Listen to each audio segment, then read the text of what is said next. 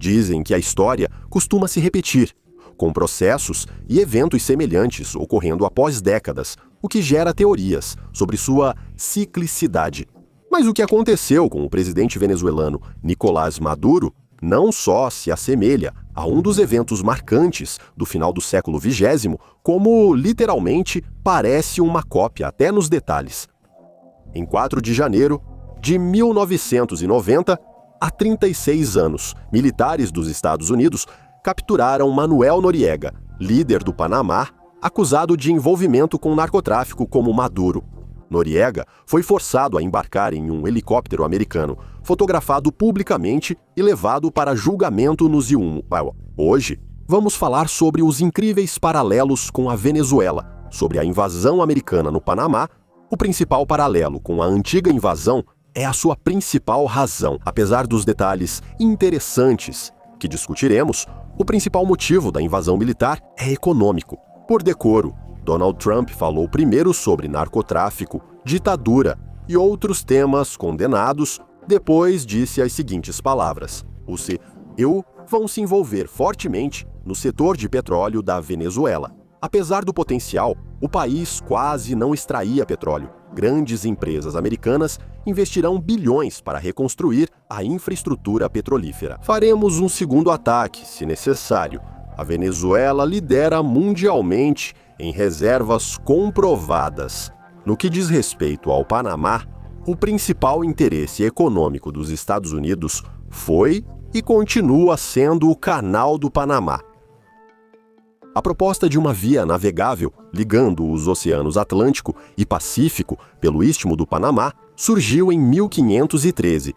Nesse período, o espanhol Vasco Núñez de Balboa subiu montanhas no centro do istmo e viu o Oceano Pacífico pela primeira vez. Em seus registros, ele mencionou a possibilidade de construir um canal capaz de ligar os dois oceanos, mas colocar essa ideia em prática só foi possível quase 4 séculos depois. Os primeiros a iniciar a realização do projeto foram os franceses, em 1879, mas a tentativa deles terminou em fracasso. As causas foram erros graves de engenharia, mortes de trabalhadores por doenças tropicais e falta de financiamento. Em 9 anos, menos de 1/3 do trabalho foi feito e os custos mais que dobraram o orçamento inicial. Em 1889, muito antes da conclusão da construção, os recursos se esgotaram e o projeto teve que ser encerrado. Apesar do fracasso francês, a ideia do canal persistiu. Em 1903, os Estados Unidos aderiram ao projeto.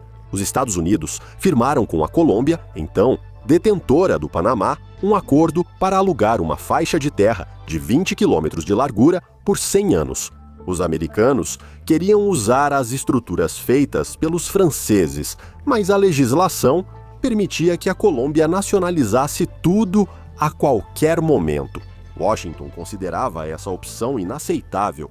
A única saída para os Estados Unidos foi separar o Panamá da Colômbia e criar um estado formalmente independente, com o qual poderiam firmar um novo acordo mais vantajoso. No fim de 1903, os americanos separaram o Panamá da Colômbia e proclamaram sua independência. 2 semanas depois, assinou-se um acordo com o novo governo do Panamá, dando aos Inuí o uso perpétuo da terra para o canal, e o Departamento de Defesa iniciou a construção. O primeiro navio cruzou o canal 10 anos depois, com inauguração oficial em 1920. Desde sua abertura, o Canal do Panamá tornou-se fundamental para o comércio mundial, encurtando as rotas marítimas entre as costas leste e oeste das Américas. A rota de Nova York a São Francisco caiu de 22,5 mil para 9,5 mil quilômetros. Já mencionamos isso brevemente. O canal se tornou uma das principais artérias de transporte do planeta, proporcionando aos seus proprietários não apenas receitas significativas, mas também vantagens políticas consideráveis. Em 1977, Omar Torrijos, líder da Revolução Panamenha, e o presidente dos Iuiwa, Jimmy Carter, assinaram um acordo para que, em 1999, o canal passasse ao controle total do Panamá.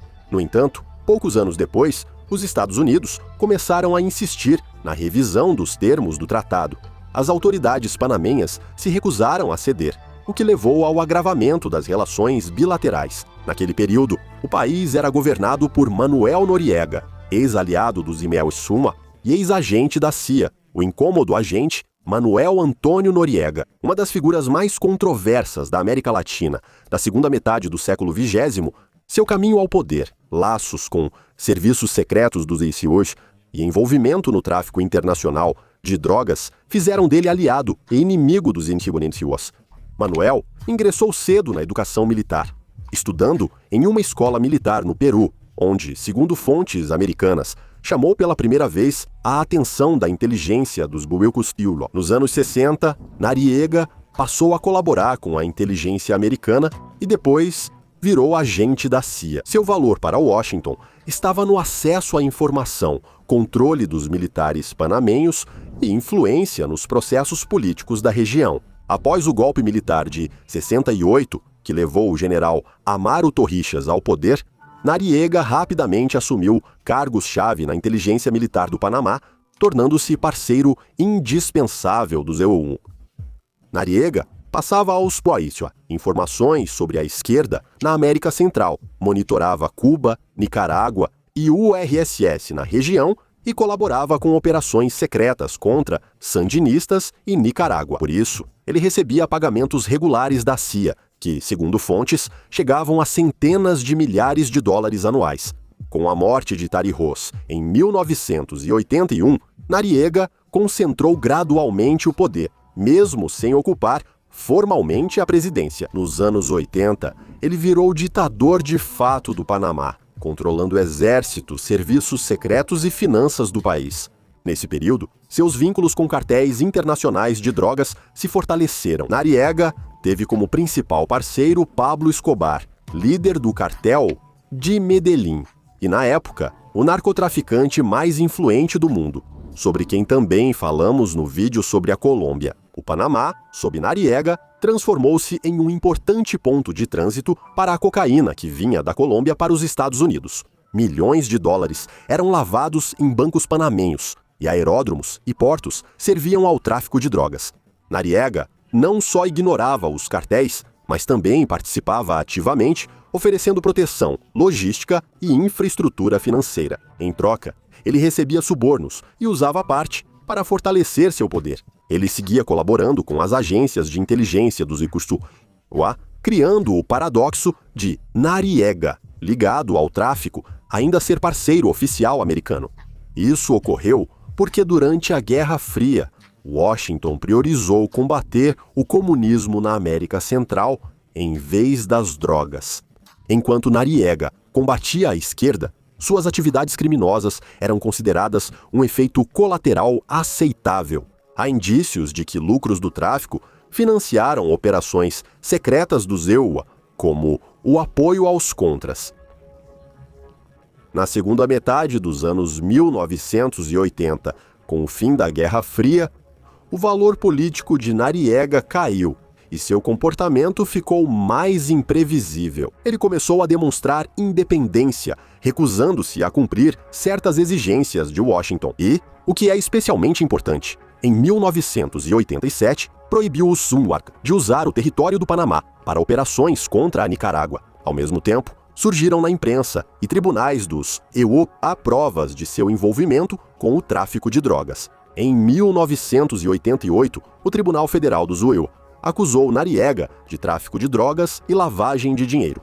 A partir daí, ele deixou de ser aliado e virou inimigo. Os americanos tentavam negociar com Noriega, oferecendo retirar as acusações se ele deixasse o cargo e ajudasse a rever o acordo do Canal do Panamá. Pelos acontecimentos seguintes, Noriega recusou a oferta. Depois, ele ignorou os resultados das eleições de 1989 e reprimiu os protestos, aumentando as acusações contra ele. O policial mundial e defensor da democracia, é claro, não podia aceitar tais ações antidemocráticas. Assim, os Estados Unidos iniciaram preparativos para invadir um país com o qual não fazem fronteira. Invasão. Após perder o controle sobre Noriega, a Casa Branca passou a pressionar gradualmente a liderança do Panamá, usando pretextos plausíveis como desculpa. Congressistas e representantes do establishment político dos Iroquois diziam que as ações de Noriega ameaçavam a neutralidade do Canal do Panamá e que, segundo os tratados, os Iroquois podiam intervir militarmente para protegê-lo. O presidente do Iroquois, George Bush, definiu 4 objetivos para a invasão: proteger a vida dos cerca de 35 mil americanos no Panamá, alegando que Noriega os colocara em risco, e proteger a democracia e os direitos humanos no país, um pretexto clássico americano. O terceiro objetivo era combater o tráfico de drogas, e o quarto, proteger os tratados Torrijos-Carter do Canal do Panamá. Bem, para dizer o mínimo, os motivos são bastante forçados. Vários eventos serviram como sinais de alerta sobre a ameaça iminente. Primeiro, com um ano de diferença, os Estados Unidos enviaram para o Panamá 2 contingentes militares, totalizando 3.300 soldados, sob o pretexto de proteger cidadãos americanos.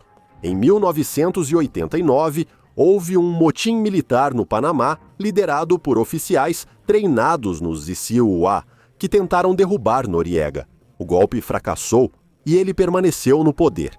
Washington, inicialmente, negou qualquer envolvimento no motim, mas depois admitiu que a CIA, pelo menos, estava ciente dos planos do golpe 1 mês após o fracasso do motim e o aparente envolvimento dos Estados Unidos. O presidente formal do Panamá, Rodrigues, afirmou a jornalistas que a difícil situação socioeconômica do país se devia à política hostil dos Iroquois e que o Panamá buscaria fortalecer laços com outros países, inclusive a União Soviética. Após a declaração de Rodrigues, os Iroquois anunciaram a evacuação das famílias dos militares americanos no Panamá. Isso foi um sinal claro.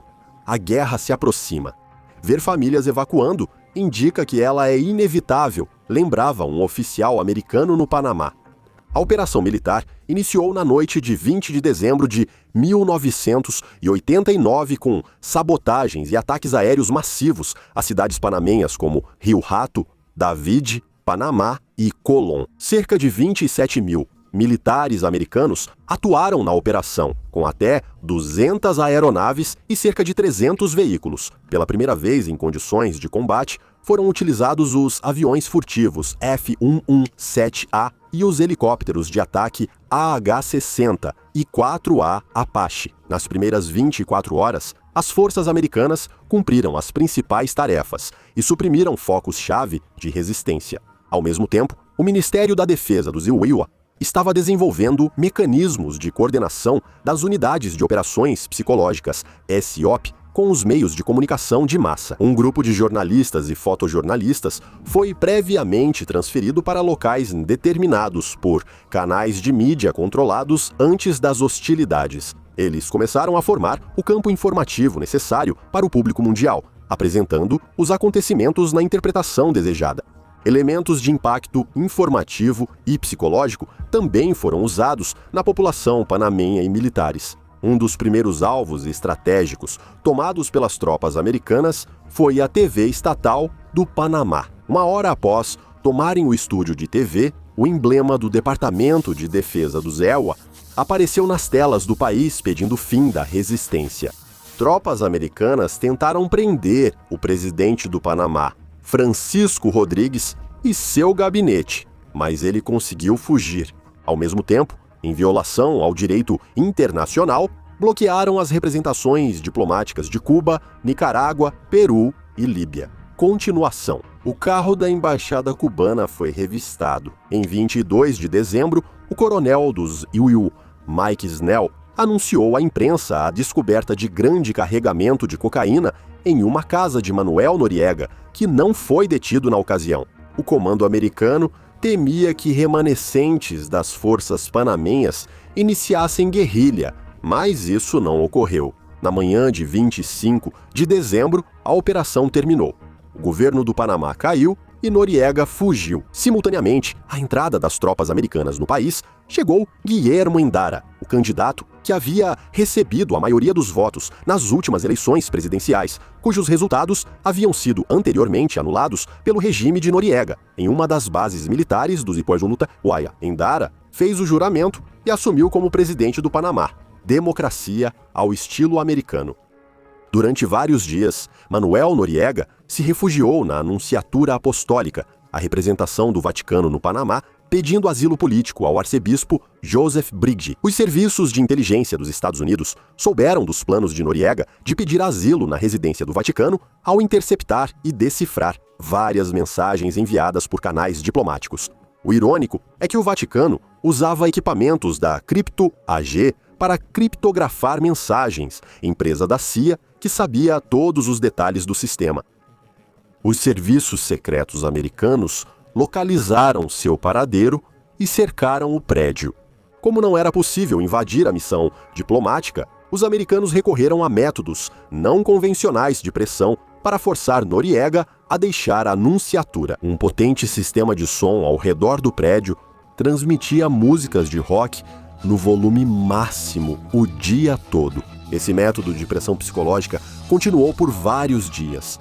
No final, Noriega capitulou. Foi evacuado de helicóptero para a base militar americana de Howard e depois transferido para Miami, nos Estados Unidos. Noriega foi levado a julgamento por acusações de tráfico de drogas e, em 1992, foi condenado a 40 anos de prisão. Considerando seus anos de colaboração com a CIA, sua pena foi reduzida para 30 anos, cumpridos em uma prisão da Flórida. Porém, os sofrimentos de Noriega continuaram. Em abril de 2010, o ex-líder do Panamá foi extraditado para a França, onde foi acusado de lavagem de dinheiro através de instituições bancárias francesas. E piorou. Em 2011, a França entregou Noriega ao Panamá. Em 1995, ele foi condenado à revelia, a 20 anos de prisão por assassinatos políticos. Em 29 de maio de 2017, Manuel Noriega faleceu aos 83 anos de idade, logo após assumir o cargo. O recém-empossado presidente do Panamá, Guillermo Endara, lançou uma grande campanha de informação destinada a remover da consciência pública a figura de Omar Torrijos, político que desempenhou um papel fundamental na luta pela nacionalização do Canal do Panamá. Logo, novos livros escolares foram lançados no país retratando Torrijos e Noriega apenas como ditadores militares. O Aeroporto Internacional do Panamá e o Estádio Municipal, antes chamados Torrijos, foram renomeados.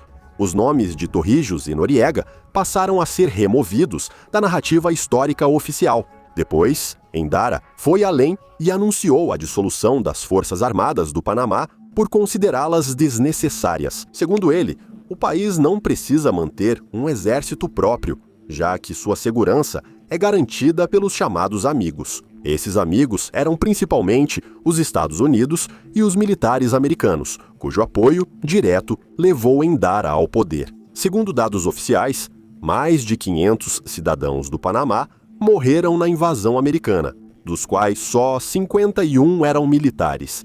Os EUA perderam 23 pessoas, e o Panamá teve prejuízo estimado em $1 bilhão. Após o fim das hostilidades, o governo do Zicimutpá iniciou investigação interna sobre violações cometidas por militares e civis na operação. A lista de infrações registradas foi bastante ampla, indo desde saques e roubos de detidos até crimes graves contra a vida e a integridade física de civis. Foram abertos 21 processos criminais, sendo 8 por assassinatos de civis, uma nova realidade. O Canal do Panamá é patrimônio inalienável do país, gerido por agência estatal e, por lei, não pode ser transferido a terceiros. Essa questão, como mostra a prática, ainda está em aberto. No fim de 2024, Donald Trump causou novo conflito diplomático com o Panamá ao anunciar que os IUARUA pretendiam retomar o controle do canal, alegando segurança nacional. O canal foi transferido como sinal de cooperação entre nós e o Panamá, não para beneficiar ninguém. Se os princípios morais e legais dessa doação não forem respeitados, exigiremos a devolução total e imediata do Canal do Panamá. O Canal do Panamá responde por 6% do comércio mundial com os Estados Unidos, movimentando cerca de 3/4 da carga que o atravessa. A principal insatisfação da administração da Casa Branca são as altas taxas cobradas pelo trânsito de navios americanos no canal.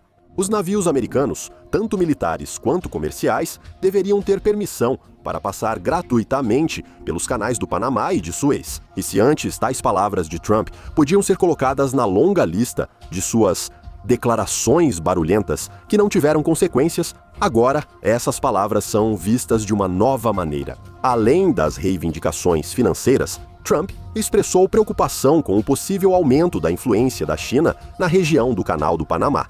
Na opinião dele, militares chineses podem estar presentes na zona do canal, embora as autoridades panamenhas tenham negado categoricamente essas afirmações. Desde os anos 90, a Hutchison Holdings, de Hong Kong, controla os terminais portuários Balboa e Cristóbal, estratégicos e situados nos dois lados do canal. Isso mostra a influência econômica da China na América Latina.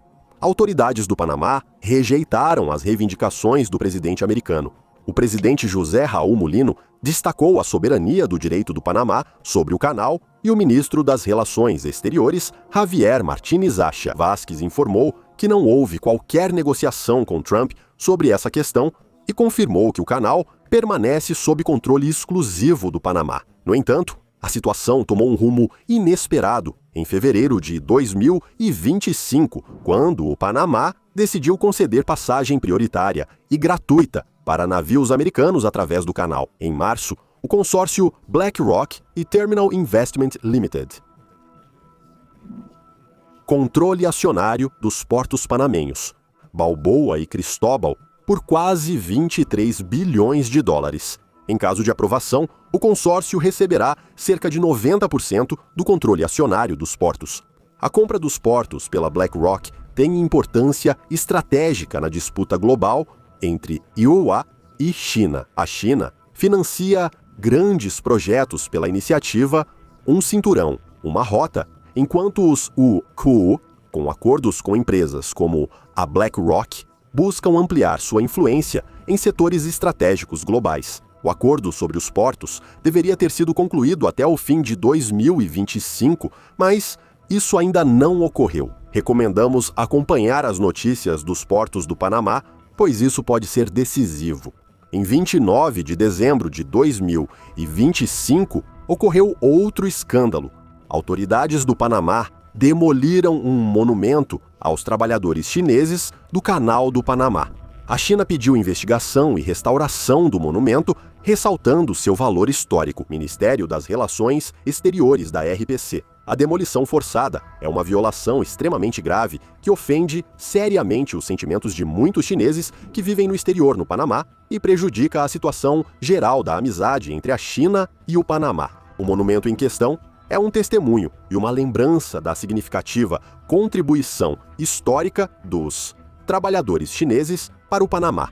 Hoje, o Panamá é chamado de Dubai da América Latina. Desde 2008, a economia do país cresce em média 8% ao ano e as taxas cobradas pela passagem de navios pelo canal rendem ao Tesouro cerca de US$ 1 bilhão por ano.